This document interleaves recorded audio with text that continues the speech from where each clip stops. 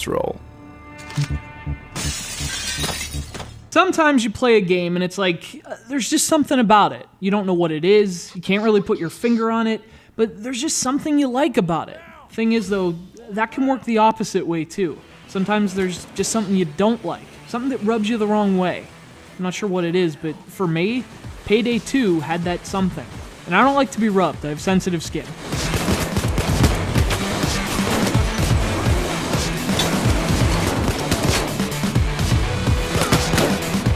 Now, in case the 2 didn't give it away, Payday 2 is a sequel to the 2011 game Payday the Heist. It was a game about stealing crap. Actually, there was a bit more to it than that. It was a game about the art of stealing, the orchestrating, designing, and then executing of the heist. And you know what? It was also a game I liked. I don't know, I guess there was just something about it. A different kind of something than with Payday 2.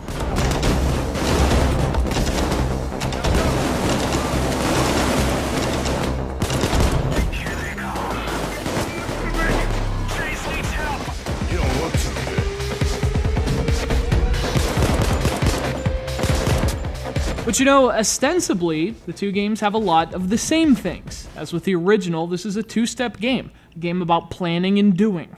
Of course, the planning and doing of the illegal variety. Payday 2 gives you a mission, lays out an objective, and sort of lets you figure things out on your own. I mean, you do have guns, but scheme accordingly, and you won't even have to use them. I had to freaking use them.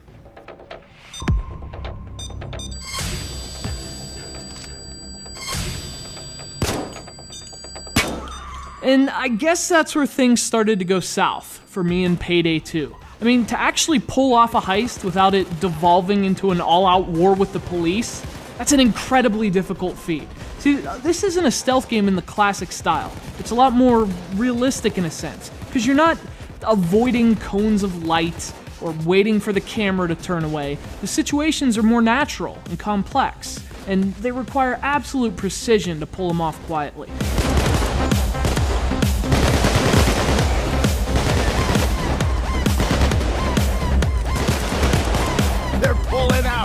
And, you know, to some, that's going to be a selling point. There are gamers who are going to love the idea of super challenging stealth, and that rewarding feeling when you plan something well and actually pull it off. But for me, the difficulty of doing that was extreme to the point of frustration, not challenge. Like, there's a very smart game here, but just like a macadamia, it's a tough nut to crack.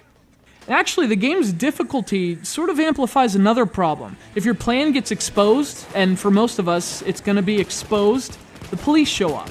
But it's not that they just show up. They storm the scene like Gandalf on first light of the 5th day. And it's not just police, it's like a fucking army.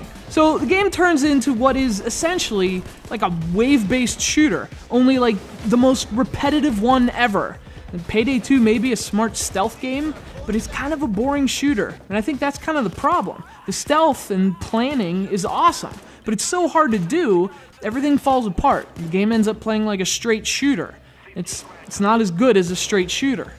Or at least, certainly not if you're playing alone. If you're playing co-op, which is the game's central focus, even repetitive enemy waves can be entertaining, especially in a game like this, when the pressure of making the heist persists, even amidst the gunfire. When you have friends, that's still fun. When you're playing alone, it's pointless on a scale that you can't even fathom. Your AI partners are just the worst, so you have to play online, only that has its issues too. Down! Everybody down! On the ground, people! Down on your face, everybody!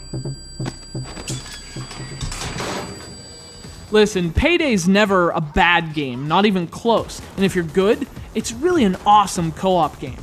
But if you're not that good, and if you play alone, the game goes from awesome to awful as fast as a bad bank job.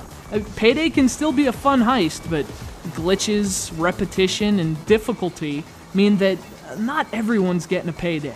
It's like the opening scene of The Dark Knight, and no one gets to be the Joker.